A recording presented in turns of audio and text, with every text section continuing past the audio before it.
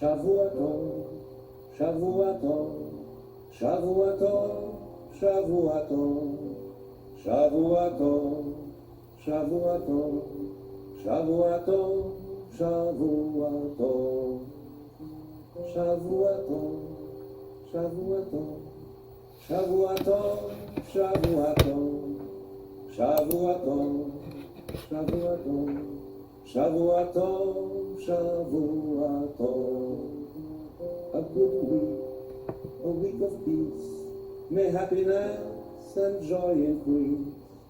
A good week, a week of peace, may happiness and joy increase. A gute Woche, a gesunde Woche, a schöne Woche, a gute Woche, a gute Woche, a gesunde Woche, a schöne Woche, a gute Woche.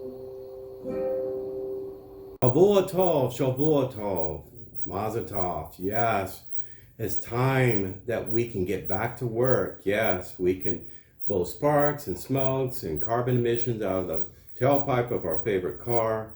We can turn on that gas stove. We can take a nice hot shower. We all like these things, right?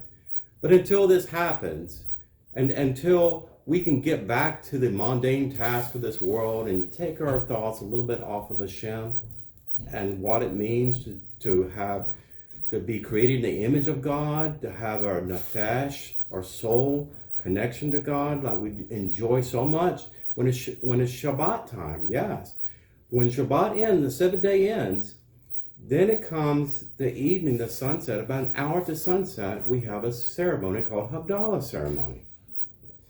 And it's a beautiful ceremony that is ancient as Adam and Havadah, or Eve, in the book of Genesis, Bereshit.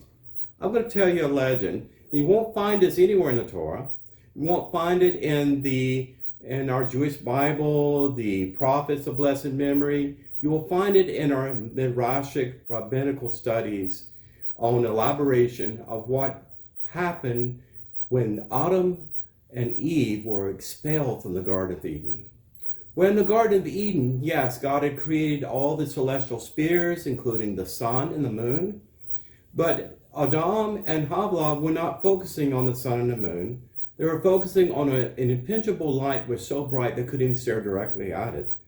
This was the glory of Hashem that was lighting up everything. There is no glory greater than God's glory, right? But when they had sinned and they partake of the forbidden fruit and they were exiled outside of Garden Eden, and they were never allowed back in. It was very dark. And I believe it was probably in Shabbat or Kislev or one of those winter months, and it was cold and maybe snowing, and God had just made them some fig leaf garments because they knew they were naked. But what they could do?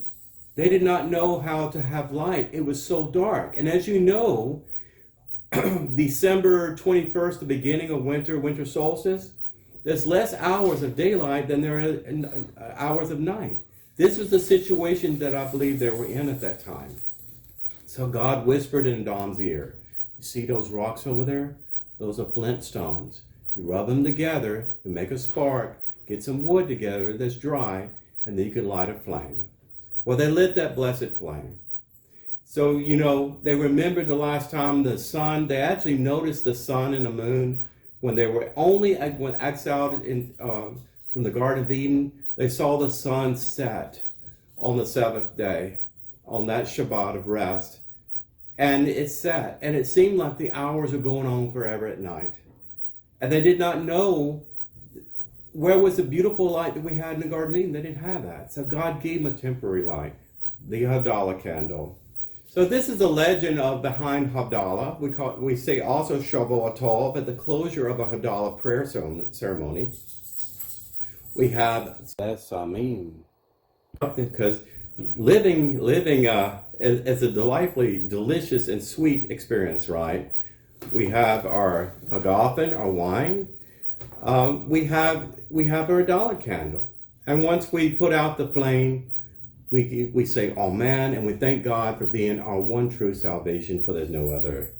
Anyway, this is Torah Watchman, ben-Emmett. You can check me out on the ben-Emmett YouTube channel. If you don't have an account with YouTube, it's free. You can sign in with your Gmail address. If you don't have a Gmail address, it's free. You can get that. Then you can go and connect to Torah Watchman and hear all these exciting videos and all the things that's great of being Jewish and connecting to the world from the ages of old and applying those lessons of truth to in the 21st century.